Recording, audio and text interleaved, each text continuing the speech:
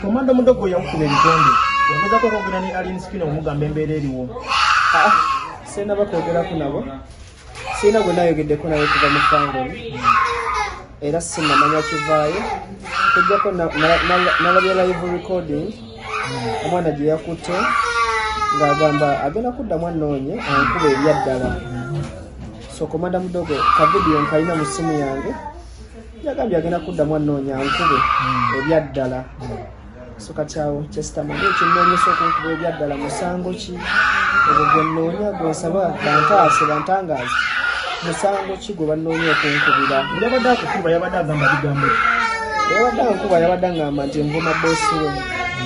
yangambye envuma Alien Skin tekinkubya. Naye ne mugamba simuvumangako ne mubuuza mpeeyo vidiyo emu nga muvuma vidiyo nga tagirina. So nangamba ovuma Alien omukolerako content namugamba okumukolerako content nzikiriza wabula simuvumangako kujjako oba onkuba kyakumukolerako content nsobola okikkiriza kuba ye muyimbi abadde atrending amabega yonna. So oba nga toyagala mukolereko content mukama wange nsobola okulekera n'ekyokumuvuma kyo tompaayiriza. Awo yankubira ebikonde mu lubisa ng'olabye n'obukuluma tujja bweyitamu ogamba otya? sirina bigambo kama badde akyatukuumye. Sooka tubulire embeera eyatuuse yabadde etya gwe ng'oli ku Skype ze wadde ne kubisa embeera ey'okulwana okutuuka mbeera kakati. First of all, Don Chris yatuyitira invitation.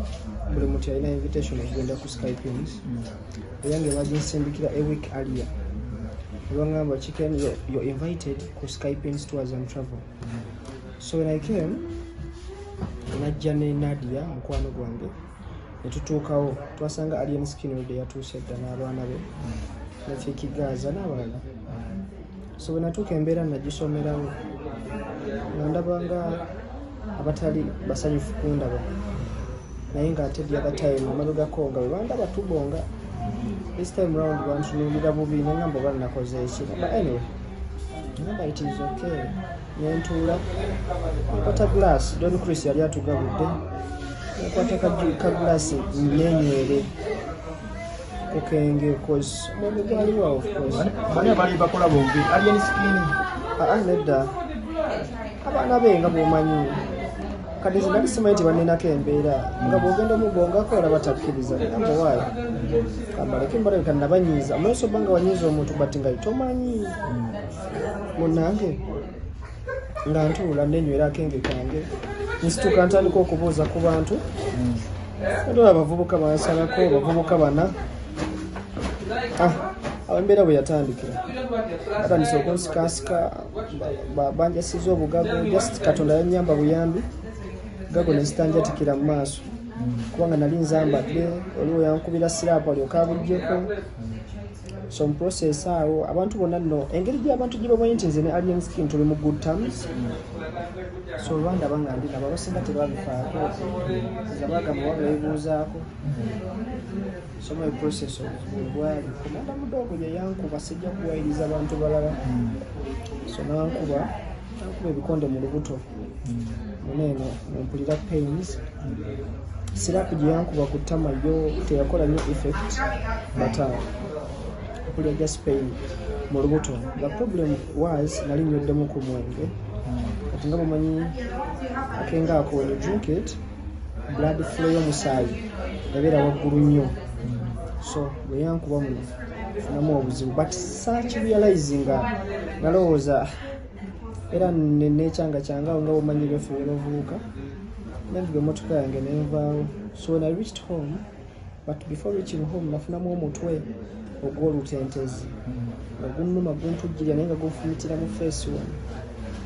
Nentambula nengenda mu pharmacy nensooka nfunayo ku buweke nemmirako ne gukakkana nembivaako naye jjukira nakaaba nnyo kati amaziga ndowooza I cried for over 2 hours nzijjukira ekinkoleddwako. So amaziga galabika omutwe okunnuma kyajja lwakuba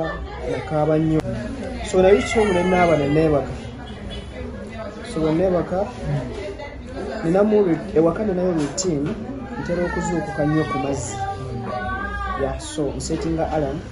ebiseera ebisinga ebeera ssaawa 7:30 okusinziira ku ssaawa ze neebase naye ntera settinga ya 8:45 nzuuka nenywa amazzi nenzirawo wota malungi nnyo eri omubiri so wenazuukuka nenowulira eryaddala nga I'm not feeling myself nga sissa bulungi so bwe nakubira mukwano gwange mpulira paini y'amaanyi muno nga ne bwe nkwata amazzi okuganywa bwe nti gano gakkirira bulungi wabule gatuuke no wansi gabanga amagwa ge balinnyemu manye ekigere n'ekikwala tandika okulinnya mu muliro nga paini gye mpulira muno mu abdomen so nankubira mukwano gwange neiba najja nannone waka nandeeta wano ku Jofla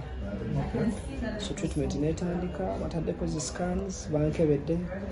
musawo naŋŋamba nti nafunamu obuzibu mu lubuto nabika nafunako obuzibu ku liver but kigenda yangumiza naŋŋamba it is not too much but bwekinaaba kipersistinze bajja kuntwala mu ddwaliro eddene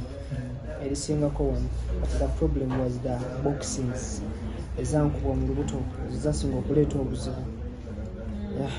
effect yajjirawo effect y'ebikono teyajjirawo era kyakyulira era that's why buli muntu yeewuunya agamba ate omwana ono ate akoze atya yavudde wano nga mulamu ate atuuse akaaba okitegeera so n'abasinga nane benawulira bagamba stanti olwensonga navaawo nga ndi mulamu kati kino omusawo yayinza okikunyonyola n'okitegeera nti omuntu tafuniddeewo bulabe wabula later on abufuna so the problem zenafuna komanda mudogo yakukuba ebitonde ogezako okwogera ne Alien Skin omugamba embeera eriwo sirina bakwogerako nabo sirina gwe nayogeddeko naye kuva mu fangoni era sinnamanya kivaayo kujjako nalabya live recording omwana gye yakutte ng'agamba agenda kuddamu anoonye ankuba eryaddala so komanda mudogo ka vidiyo nkalina mu ssimu yange yagambye agenda kuddamu anoonya ankube ebyaddala so kati awo kyesitamanyi ekinnoonyesa okunkuba ebyaddala musango ki ebyo gwenoonya gwensaba bantaase bantangaaze musango ki gwe bannoonya okunkubira yabadde akukuba yabadde agamba bigambo yabadde ankuba yabadde aŋŋamba nti envuma boosi we yangambye envuma Alien Skin tekinkubya naye ne mugamba simuvumangako ne mubuuza mpeeyo vidiyo emu nga muvuma vidiyo nga tagirina so naŋŋamba ovuma Alien omukolerako content namugamba okumukolerako content nzikiriza wabula simuvumangako kijjako oba onkuba kyakumukolerako content nsobola okikkiriza kuba ye muyimbi abadde atrending amabega yonna so bweba nga toyagala mukolereko content mukama wange nsobola okulekera naye kyokumuvuma kyo tompaayiriza awo yankubira ebikonde mu lubuto ntaddeko ne Donny Press n'aŋŋamba nti ng'amaze okukuba ebikonde yakunonyako ku etondere naye nga tolabika omanyi okwetonda kya mu buntu era omuntu womwetondera it is either kibeerinze okusonyiwa oba otakusonyiwa okusinziira ku effect gy'onkozeeko naye bwe yanneetondera alimba balimba Don Kulisi yaleeta omwana oyo kunneetondera bwe yantuukako ate yali yagala kunnyongera kunkuba ye problem gye nafuna nti Don Kulisi bw'abaawo ye actinga nti talina buzibu bw'avaawo aba ayagala kunnyongera kunkuba kyova laba yakoze statement n'agamba nti ngenda mumunoonya mukuba ebyaddala so problem gye twafunye yokka eyo kati ozzaako ki nga amaze okukuba ogenda musonyiwa because Don Kulisi agambye omusajja musonyiwe kiggwera awo nedda nze ebyange mbikwasa Katonda Katonda yamalira entalo zange Katonda yamalira entalo zange kyeyabadde ayagala ye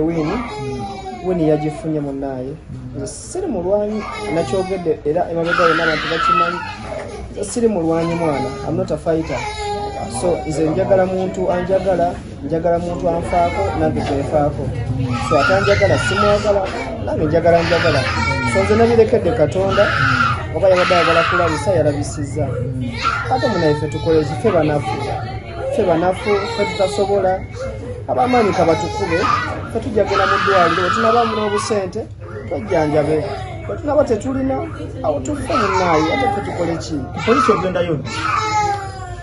enteekateeka ya poliisi munnaayi sigirinaamu munze togenda kuloopa musango munnaye ne bwe nandibadde wakulooka musango omuntu oba ogenda kumukuba ekikonde omugamba teekawo nkukube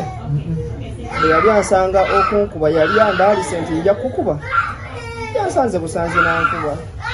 semubamu ensonga ezimu nga ziri confidential somehow naye nga nze omuntu bazze bangi inbox musibe naye nze nga nze omuntu ekyokumusiba sikiinaamu muzo lwensonga nze ali munafu ezo sente nzijje we zisiba omuntu bannaye nga bondaba kikene waabwe sente zisiba omuntu nzijjewa abasajja bakola dde amaanyi abasajja b'amaanyi kigambibwa nti kyakubiza kwegata ku gladiator balina ekivu lunaku lwerumu ng'owana gladiator n'otawana alien anti era kakati kankoboze musango nze okuwagira omuntu gwenjagala sente zikusingira omukwano anti munnaye njagala osooka ombuulire kati nga ggwe oli munnamawulire muganda wange njagala nkubuza ekibuuzo oyogedde ku kya ssente zikusingira omukwano njagala nkireete mu mbeera bbiri bw'oba ng'oli mukwano gwange nzikiriza obeera okkiriza nti nange nina okubeerawo nga ninamu akasente olwensonga nange nina bills zenkola nange nina ssente zensasula okulya emotoka yeetaaga amafuta nina bakadde bange ab'okulabirira nina bajjajja bange ab'okufaako nina bato bange bw'oba ng'oli mukwano gwange ddala ekintu gyosobola okukitegeera nti kikeni akola ssente ate nga naawe boyi wange nkola bulungi naawe obeere bulungi nkola nnyo naawe obeere bulungi nze mansubira omuntu